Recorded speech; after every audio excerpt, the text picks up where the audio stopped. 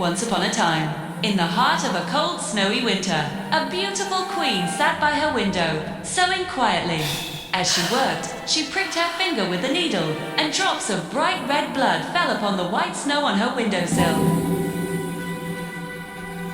Watching the red upon the white, she whispered softly, "I wish I had a child with skin as white as snow, lips as red as blood, and hair as black as ebony wood." Not long after, her wish came true. The queen gave birth to a baby girl, perfect in every way, her skin pure white, her lips deep red, her hair dark as midnight. They named her Snow White, but happiness did not last, for the queen soon passed away, leaving the king and his newborn daughter alone in the cold castle a year later. The king took a new wife, a woman as beautiful as she was, vain and cruel. She owned a magical mirror, and every day she would ask, "Mirror, who's the fairest of them all?" The mirror always answered, "You, my queen, are the fairest of all." And the queen was pleased. Years passed, and little Snow White grew into a lovely young girl. By the time she was only 7, her beauty shone brighter than the morning sun. One day, when the queen asked her mirror the same question, it replied, "You are fair, O queen. It's true, but Snow White is fairer than you." Rage filled the queen's heart, jealousy turned to hatred, and she could no longer stand the sight of the girl. In her fury, the wicked queen called for a huntsman. Take Snow White into the forest, she ordered coldly. "There are expectations you must meet. Kill her, and bring me her heart as proof." The huntsman obeyed, but when he looked into the girl's innocent eyes, his heart softened. "Run away, dear child," he said. "Run, and never return." To deceive the queen, he killed a wild boar and brought its heart to her instead. Believing Snow White dead, the queen was satisfied. Meanwhile, Snow White wandered alone through the dark, frightening forest. The trees seemed alive, whispering and reaching for her. Just when her strength began to fade, she saw a small cottage hidden among the trees. Curious and exhausted, she stepped inside. Everything was tiny. 7 little chairs, 7 plates, and 7 beds, savory. She ate a little from each plate, drank from each cup, and soon fell asleep across 3 small beds. That night, the 7 dwarfs returned home from their work in the mountains. "Someone's been sitting in my chair," cried one. "Someone's eaten from my plate," said another.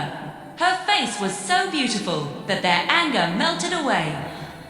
When Snow White awoke, she was frightened at first, but the dwarfs' kindness calmed her. She told them her story, and they offered her shelter in their cottage, in exchange for helping around the house. She gladly agreed. Before they left for work each morning, they warned her, "Be careful, dear Snow White, don't open the door for anyone. Your stepmother will surely come for you, beg." At the castle, the queen stood before her mirror again. "Mirror, mirror on the wall, who is the fairest one of all?" And once again, the mirror replied, "Snow White, beyond the hills, with the 7 dwarfs, is fairer still." Furious, the queen disguised herself as an old peddler woman and went to the cottage. "Lovely laces for sale," she called sweetly. Trusting her, Snow White opened the door. The queen laced her bodice so tightly that Snow White fainted. When the dwarfs came home, they found her lying still. Quickly, they cut the laces and she breathed again. "That was your stepmother," they warned. "Never let anyone in." But the queen's envy knew no end. The next day, she disguised herself again, this time with a poisoned comb. When Snow White let her fix it in her hair, the girl collapsed once more. The dwarfs discovered the comb, removed it, and she was saved again.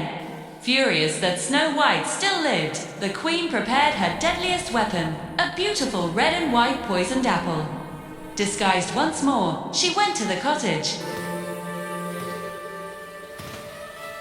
I cannot let anyone in, Snow White said nervously. Then, I'll stay outside, said the old woman. I'll cut it in half. You eat the red side, I'll eat the white.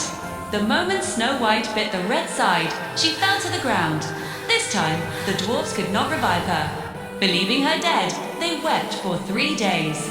Then they built a coffin of glass and placed her inside upon the mountain, so they could always watch over her. When the queen asked her mirror again, it finally answered, You, my queen, are the fairest of all. At last, she was satisfied. One day, a prince riding through the forest came upon the glass coffin. Inside lay the most beautiful girl he had ever seen.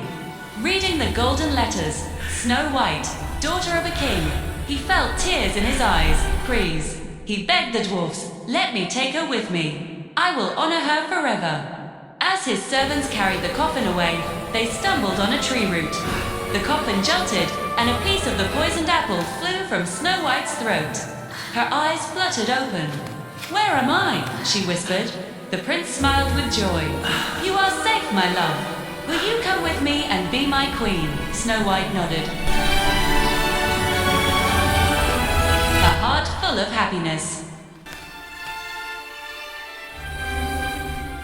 A grand wedding was held at the prince's castle, and everyone was invited, even the wicked queen.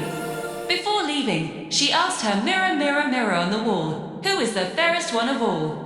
The mirror replied, You, my queen, are fair, it's true, but the new queen is fairer than you. Shocked and trembling, the queen went to the wedding only to meet her doom. And from that day on, Snow White and her prince ruled their kingdom with kindness and joy. She never forgot the 7 dwarfs who had saved her life, and they remained her dearest friends forever.